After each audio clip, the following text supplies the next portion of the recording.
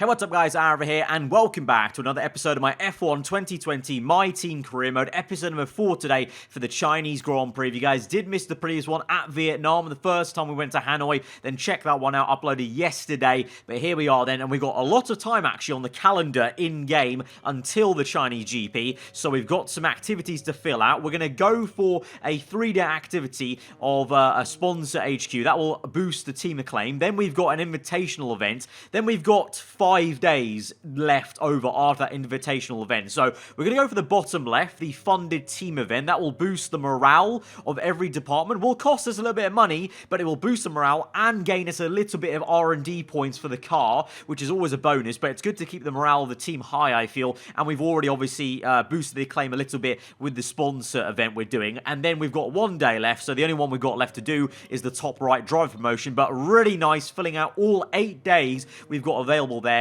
with things to do, boosting the driver acclaim with the last one there, the team acclaim with the sponsor, and then also the morale, a little bit of R&D. So decent, efficient work before the Chinese Grand Prix, using the activities and the time used completely out there. So that's going to be positive. You can see at the top there, we've got $2 million, just over $2 million, and we had that at the end of last episode. So we can now potentially purchase another upgrade on the HQ. Now, in terms of what department we're going to do, I was initially thinking we might do aero because, you know, we've done chassis. We've obviously got a good engine department because we initially started off with that. But I'm going to put my money where my mouth was. And I said at the beginning of this game that I feel marketing in the long term is going to be very important, because the better marketing department you have, the better, you know, funds you're going to get, the better sponsors you're going to get, the more kind of, you know, the more you're going to get back out of your sponsor activities and all the things you do in between Grand Prix. And that's all going to feed into, obviously, getting more money for you, essentially, and just making a better team. And so I'm going to, like I said, put my money where my mouth is and spend $2 million, quite early doors, and some of you might disagree, but I truly believe the marketing department is this important. We're going to go ahead and spend $2 million on the activities management, and I would say definitely by 2/3 way through the season, I do want to save up and spend $5 cool million on that other part of the marketing department, because, like I said, I honestly just think it's really that important. I know you need to improve the car, but we can slowly do that right now, and you can see we've already made quite good strides with 3 upgrades last episode, and so I really do think you shouldn't really, you know, neglect that part of the HQ, as you shouldn't with the personnel as well at some point. But we're going to start off with, you know, kind of focusing on the marketing department. But as we go on through the calendar then, the time till the Chinese Grand Prix, we're met with this invitational event. Now, I wasn't going to do this, but then I quickly read we could earn $150k and 1,000 on the acclaim by just doing this invitational event. So in the past, I will admit, these invitational events have been a big novelty and pretty useless, basically, in the career mode, you know, ever since they came in on F1 2017 to F1 2019. But on this year's game, I'm going to actually say it, they're actually quite useful, because what, you're going to spend 8-10 minutes driving around in probably a classic car. Like you can see here, we're at Zandvoort with this invitational event. So the first time we're doing Zandvoort on the full game in the 2010 Red Bull, I believe, and we've just got to do this kind of nice time attack where you've got to get through to every gate before the time runs out, and every gate we get through adds a little bit of time to that timer in the middle of your screen. We've got to try and get a distance of 7.8 kilometers there on the top right, so doing a decent job. Obviously very different to the car I just drove yesterday at the Vietnam Grand Prix, so I was a little bit slidey, a little bit iffy under braking in terms of getting used to that, but nonetheless quite a nice fun little break here. But the more important thing is I don't really care about the fun little break. I care about the money and the acclaim we're going to get. So on this year's game, doing these invitational events is actually so much more useful, because you actually going to get a bit of money and acclaim. And as I've been banging on about that for so long, that is so important throughout this entire career mode series. So we're doing a decent job here. We've done 1 whole lap. We've covered 4.4, so we've still got a little bit more to go. So pretty much just under 2 laps of Zandvoort will get us this time. So, you know, Zandvoort, I don't know, it's like a 1:30 lap time. So literally you're spending, you know, 4 minutes of your time to doing this, and you're getting $150k and 1,000 on the team acclaim. Now, you're probably going to have to spend, you know, the entire, you know, portion of qualifying or half the race just to earn that amount of money, basically. basically. So it is very much worth doing, and it's really not that much, and it actually is quite fun. You know, it was, like I said, quite a nice breather to do this little challenge. So you can see here we've crossed, or we are going to cross, the time-driven, or distance-driven rather, the target-driven, as we come through the last corner. So we've done the challenge now. Now I'm just kind of waiting for the timer to run out, but we are just going to get the next checkpoint just about as we go towards turn 1. You can see as the timer goes literally to the last 3 seconds, and we get the last checkpoint there. But by the time we get to the next one, we will definitely run out. But the challenge has already been done, so that is all decent. So coming through, just kind of let off the throttle here, and just hope the timer runs out, and there we go. So the challenge is done, invitational event is completed, and it's as simple as that. And so now we've got $150K, which I guess makes up for the fact we spent that on the driver perk. Remember, we actually bought a driver perk on our contract to aid our R&D boost. That was, I think, I don't know, it wasn't 150K exactly, but it was not too far off. So definitely when they come up, do the invitational events, and hopefully most of them will give you a decent amount of cash and a claim. Obviously, look at if they do. If they don't, then just don't bother. I would say just simulate through. But as we come through, then we got notified of upgrades coming through in the car. I believe that was our one chassis upgrade, but what I also noticed was this flashing little upgrade on the reliability, and then I noticed it also on the engine side. You can see the chassis upgrade still pending. So what came through were these upgrades, and I think some of these upgrades actually came in last episode as well, but we didn't notice. But look at the shiny ones, the small ones there. We've got 4 engine updates, and then we've got 1 reliability update there, and that is actually upgrades that have come through from Honda themselves. So we've noted before this game came out that on this year's game with the R&D, you can also receive upgrades from your manufacturing, your engine manufacturer's factory. So, you know, if you are a customer of Mercedes, when the Mercedes Works team upgrades their engine and do certain upgrades, you will receive some of those upgrades in terms of the ones they're doing to every power unit, essentially. So Honda have done some upgrades. Well, they've done 4, for example. They've done 4 raw engine upgrades, and then they've done 1 engine reliability upgrade. So we've received all those upgrades. So we've just got a load of free Honda R&D upgrades for nothing, like I said. So that is absolutely awesome, and it's great timing for the Chinese Grand Prix, because obviously China, Shanghai, as you can see right there, they've got that long back straight, so that will come in handy, and that must have helped us out of Vietnam, because I believe 2 of those 4 engine upgrades, those kind of smaller flashing ones, came in last episode, looking back at the footage, and then 2 more have come in for this episode, plus a reliability upgrade on the engine. So that's awesome. So thank you very much, Honda. Hopefully we can use that to good effect, and maybe this is going to be a 4th time lucky. That's not really saying, but 4th time lucky maybe. Could we finally get points in this season? We've come so close at Bahrain and even Vietnam, to be fair. So could this be the one, you know, 3rd time of trying, basically, because Australia we had no chance. So really it is the 3rd time of trying of getting points. We'll have to see. Qualifying though didn't go too smoothly, so we'll have to see about that, because the first flying lap was not too great. We're down in P21.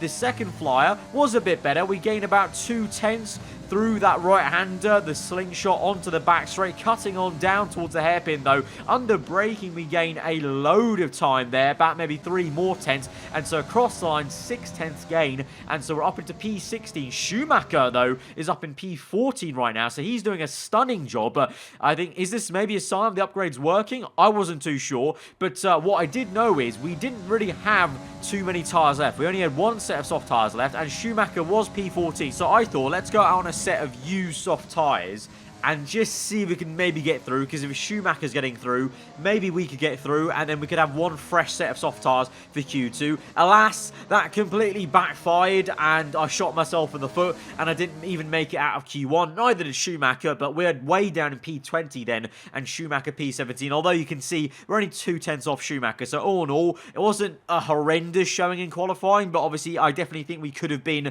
at least P17, or even 16 or 15, to be honest, with the time we would would have gained on a fresh set of soft tyres. And historically, in the last 3 episodes, we've gained a lot of time on that last flying run. So it's not the best start to the race weekend after just chiming on about, free Honda upgrades and that being a big boost for the team. But let's make the most of it in the race. Of course, our race car has been a lot faster than our qualifying car for not only me, but Schumacher as well, which has been very positive. So let's go towards the grid. It's going to be overcast. Hopefully the rain will stay away. And third time lucky, could we get points? Let's see. It's time to find out which driver is up to the task of claiming the Chinese Grand Prix. We're here in Shanghai.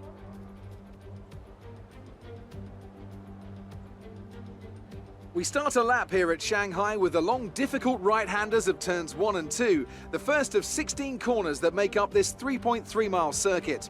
The incredibly long back straight provides the best passing opportunity of the lap, with speeds in excess of 200 miles per hour before the braking zone of turn 14. Joining us today to oversee all the thrills and spills, it's Anthony Davidson. And great to see you. How are you feeling about the race today, and how are the circuit conditions from what you've seen? Well, it's looking a bit cold out there, if I'm honest. These tyres have quite a narrow operating window in terms of the temperatures they need to extract the best grip.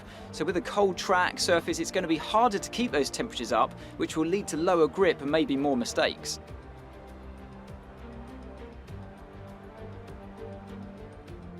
It's time to see how our drivers are stacking up after yesterday's exciting qualifying session. Good job yesterday from Valtteri Bottas. The Finn starts from pole position, and it's Lewis Hamilton alongside. Moving on to the rest of the grid, we have Leclerc, Vettel, Max Verstappen, and Albon. Ricciardo, Sainz, Perez, and Esteban Ocon. Stroll, Kvyat, Pierre Gasly, and Giovinazzi. Grosjean, Schumacher, Kimi Raikkonen, and the owner driver.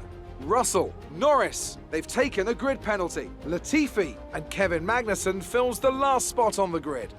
Now, it's almost time for lights out, so let's go down to the track. So in contrast to the last 2 episodes where we've been very eager to do the 2-stop, this time round, not the case, because at China, the 1-stop really is the way to go. It's been like that for the last 3 F1 games especially, where if you can do the medium to hard tyre, especially if you've not qualified in the top 10, medium to hards is so powerful because the tyre wear is so harsh on that soft compounder tyre, especially if you've qualified in the top 10. The top 10 guys will have a real struggle. Maybe not the top 3 teams, but the kind of other teams that have made it into the top 10, kind of McLaren, Racing Point maybe, the Renaults, they're going to struggle on those softs at the start, and they're going to be forced into a 2-stop, or very, very, long 1-stop where they have to go a long distance on hard tyres. So we can make the most of it by actually doing a 1-stop starting on medium. So in contrast, we're not going to go aggressive, we're going to go conservative, and hopefully track position will be the thing that pays out for us, and hopefully those Honda upgrades can help us out on the back straight and keep us ahead of those faster cars at the very end of the race, and we could end up with some points. Let's find out. Let's go towards 5 red lights then to the Chinese Grand Prix. Round number 4 of this season is underway as the lights are out, and it's a very good start. Actually, electric start there for both myself and Schumacher as we both gain positions. We've overtaken 2 cars off the start, maybe 3 down the inside of Mick, and potentially Gasly and Giovinazzi as there's some space opening up. We go down the inside, very opportunistic there on the inside of the Italian and the Frenchman. A little bit of contact made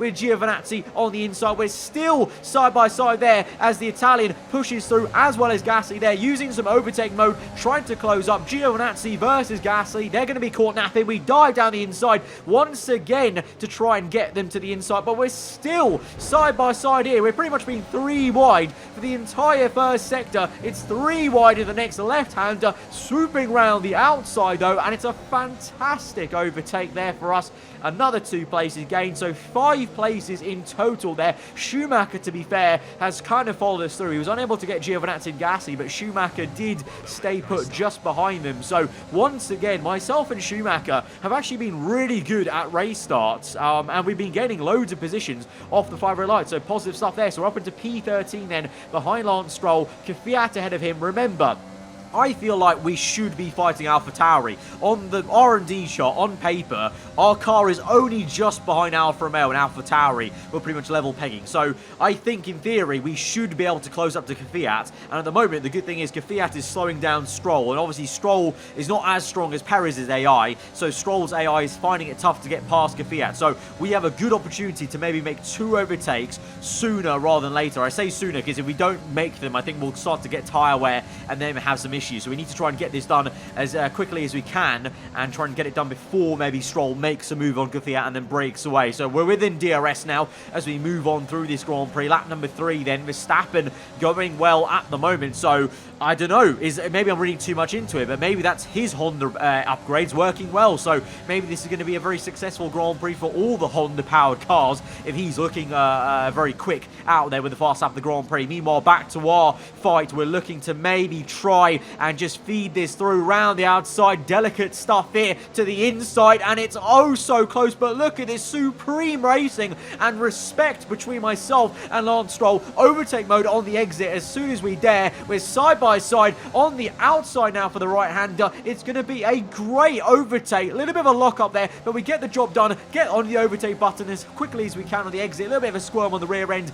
as we do it, but we've made it work, and that was a really satisfying overtake. The way we were able to just kind of, you know, feed it around the outside. And then, to be fair to him, the respect he gave when we were side by side there, not to pinch us straight off the circuit on the inside, was really great from Stroll.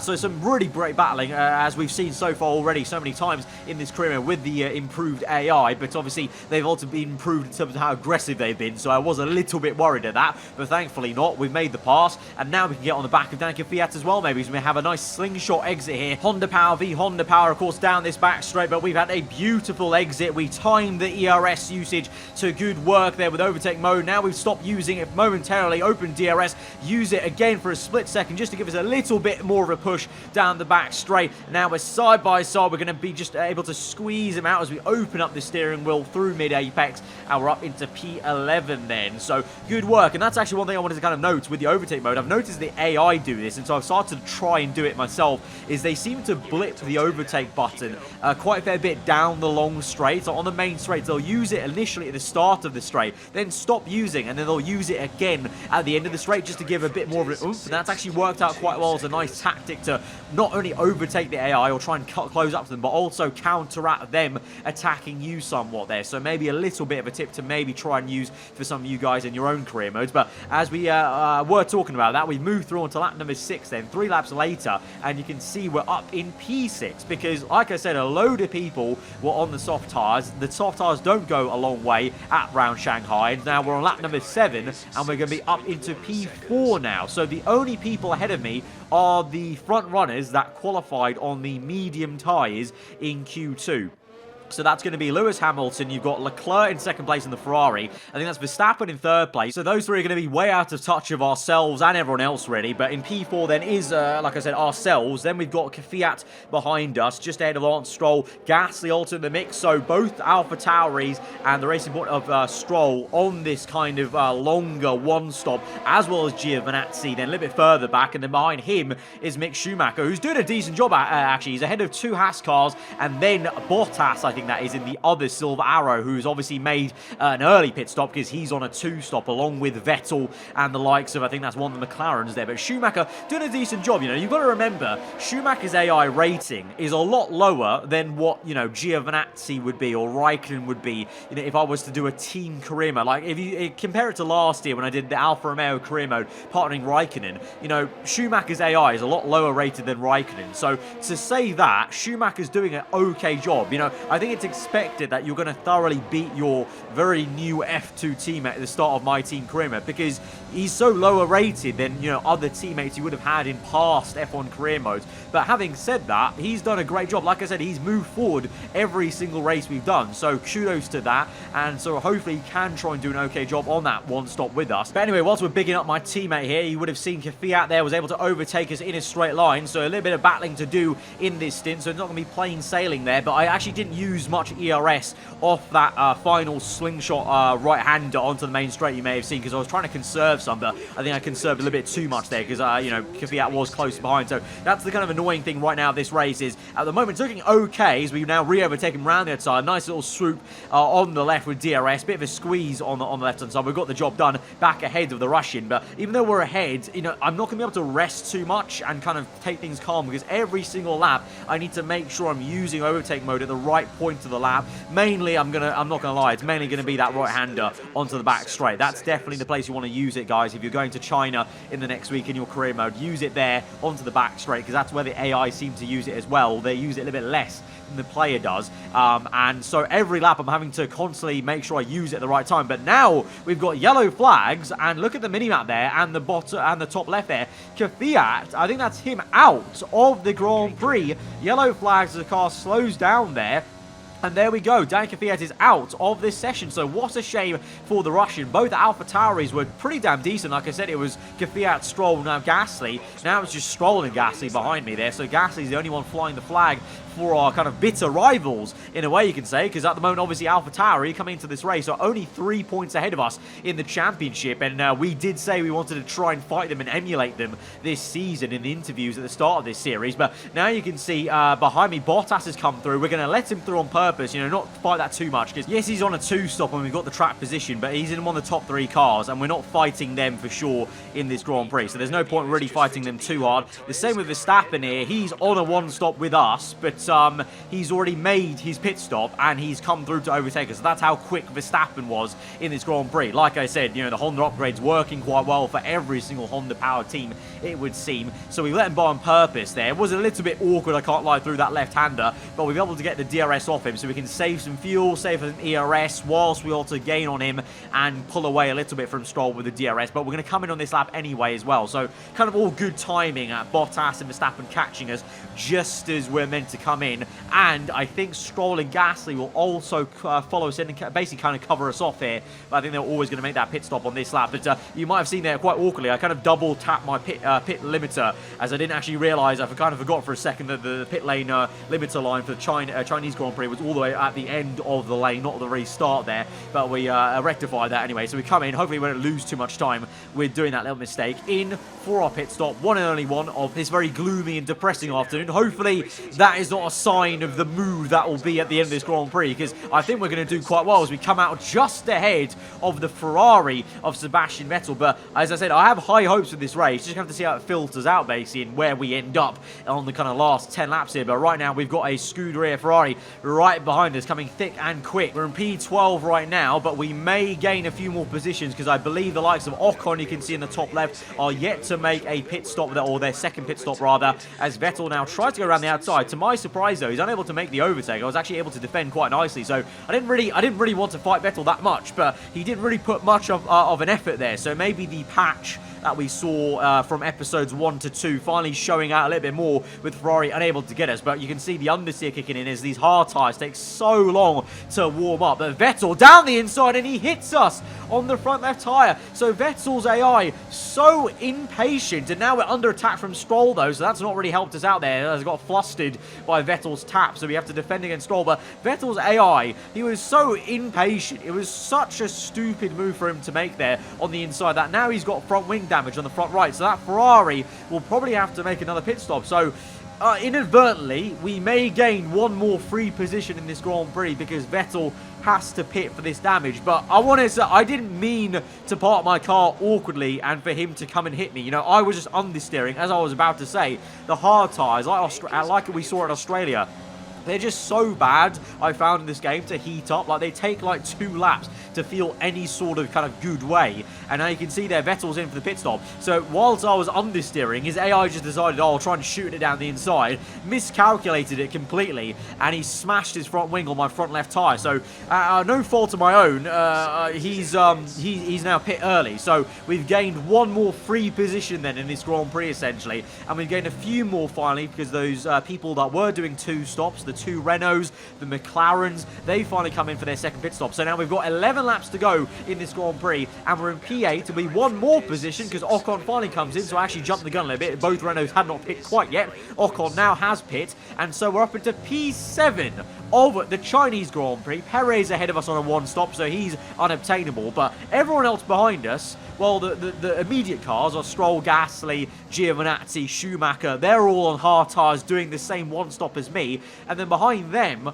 all the 2-stoppers, the Renaults of Ricciardo, Ocon, Norris, Sainz, even Vettel as well, coming back through after that secondary pit stop he's made. So we are legit in P7, and now it's up to us to try and hold on as Stroll attacks us. Very much so on the left-hand side. We go defensive on the inside there. We got a load of understeer that was through the first 2 turns on the left-hander down the hill, and so that really allowed him to get a good jump there, but we've rectified that and we're able to kind of push him off here. We're now on lap 24, 4 laps to go in this Grand Prix, not including this one, and Stroll comes knocking once again, putting under the pressure right up our gearbox here, but for now sailing through and maintaining the P7. But for how long can we do this? And the more we do this, the faster cars on that 2-stop are coming through, and now you can see a bit of a wobble on the rear end, a little bit too wide and clipping the curb on the left. That was on lap 26, and so we've not got a great run. ERS used there, but we've not got too much to use, so we're now going nearly down towards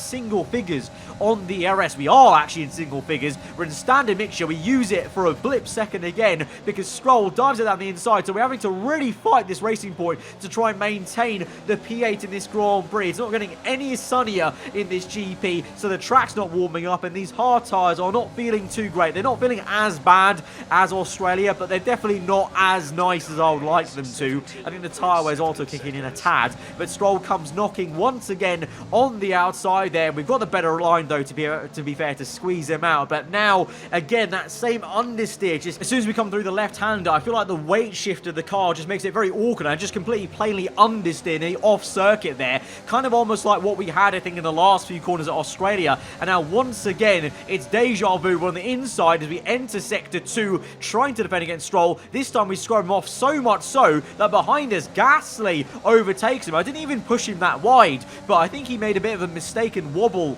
on the rear end on the exit, so Gasly has got that up into P8. So one of my oldest and obviously fan favourite, I guess, rivals from F1 game career modes is trying to attack me for P7, but if we can do this, we will score, remember, 6 points in one go to get our Shark, the main sponsor we've got on the car. The bonus goal is to earn 5 championship points in a season. We're going to do that in one race here, and it's been a fantastic race, and we're on the last lap, remember now, lap 28. Gasly's still attacking us. We've got work to do. He's right up our chuff as well as Stroll, but the thing is, you've got to remember, it may seem like a bit of a miracle as well, but it's just the strategy that's worked out for not only me, but to be fair, Gasly and Stroll, they've also done the same strategy, and they've worked out for themselves. And the cars behind them, Ocon, Ricciardo, Norris, all those quicker cars, quote-unquote, have not got past even Gasly or Stroll. So before they can even get to me, they couldn't get past these two. So I really feel like this has been a race that we've deserved to be here on merit. We haven't kind of lucked out into this. This is legit some good pace, good strategy for not only me, Gasly and Stroll though. And so we're going to come through. Lewis Hamilton has won the Chinese Grand Prix, but with these new Honda upgrades, it's powered us all the way up into P7 of the Chinese Grand Prix, and we'll score our first points ever of this season and the entire career mode series for our own Formula 1 team, Aarava Archer Racing, and we did it in P7, my lucky number P7. It was meant to be. So Mercedes have won it, and what a great race it was. Anthony Davidson, a resounding victory today. What set them apart from the rest? Well, they certainly stood out as a drive with tons of confidence on the track. I think their ability to keep their cool, even during some of the more hectic parts of the race, meant they were able to capitalise on the mistakes of other drivers, giving them the opportunity to make their way to the top spot with ease. Mercedes are on top form once again after an excellent race weekend. It's great to see them up on that podium once again. So it was Hamilton that won that Grand Prix, Leclerc in second. I believe it was then Verstappen in third and Albon in fourth. So there were some improvements, it would seem, from Red Bull as a team, and overriding, like I said, the Honda upgrades, helping myself and Gasly all to get the positions we got. Great work out there today. Let's have your thoughts. You were cutting your way through the field during the race. So in terms of this question, we've already complimented the chassis side last episode in an interview question. We've obviously complimented the engine side enough. So going to try and spread this out and compliment the aero side just to kind of give a nice balance to every department here. It's safe to say you're smashing everyone's expectations, isn't it? And once again, with these kind of questions, it's all about trying to complement the team. So I'm going to say it's a team sport. Couldn't have done them, kind of done it without the amount of effort that the boys have done back in the factory. Great. Well, that's everything. So there we go, a fantastic Chinese Grand Prix for us. P7, lucky number P7, had to be, meant to be, to get our first points of this season, and we got 6 in one go. So that means we'll get that kind of bonus goal from Shark. Well, that's already booked in. I think that bonus comes in at the end of the year, unfortunately, but we've already got the amount of points. But if you look here, I'm still not even that high up in the championship in terms of we're still behind Gasly, and I think that was Raikkonen or Giovinazzi, and we're still behind AlphaTauri because Gasly obviously scored points. So AlphaTauri have 7 points. I have 6, so we're still in P8 in the championship, actually. So this is what I mean. On paper, on the R&D chart, we are right there with AlphaTauri on pure pace. So we are legit meant to be here. So I don't think we've kind of lucked into it. Like I said, the strategy worked out for not only me, but Gasly and Stroll, because they all finished ahead of the 2 Renaults and the 2 McLarens. So as a trio, it would have been a foursome if Kvyat didn't retire. So as a trio, though, we all kind of stuck together. I know they were trying to overtake me, but as a trio, we stuck together and basically all scored points and jumped everyone with that one stop. So quite nice in a way, but obviously there are rivals as well, so happy to be ahead of them. But at the end of the episode then, we unfortunately missed out by 3 whole laps on the bonus goal from Atlantic of finishing 75 racing laps. So if only we did like some extra laps in practice or qualifying, we may have got a little bit more extra cash, but we still got some decent amount of money, and so we're just over 1 million at the end of this episode then. So I would call that a very, very successful Chinese Grand Prix. Third time of asking, and we've done it. We've got some points for the season to kick things off, but obviously we're still behind AlphaTauri. We're still trying to look to overtaking the championship, and we've got a long season ahead of us and still loads of improvements to make in this very first season of our My Team career mode. So guys, if you did enjoy the episode though, be sure to smash that like button. Let me know what you thought in the comments below. If you're new around here, then do get subscribed for weekly full-on content. I've been aarava. Hope you guys enjoy us today. I'll see you guys next time. Goodbye.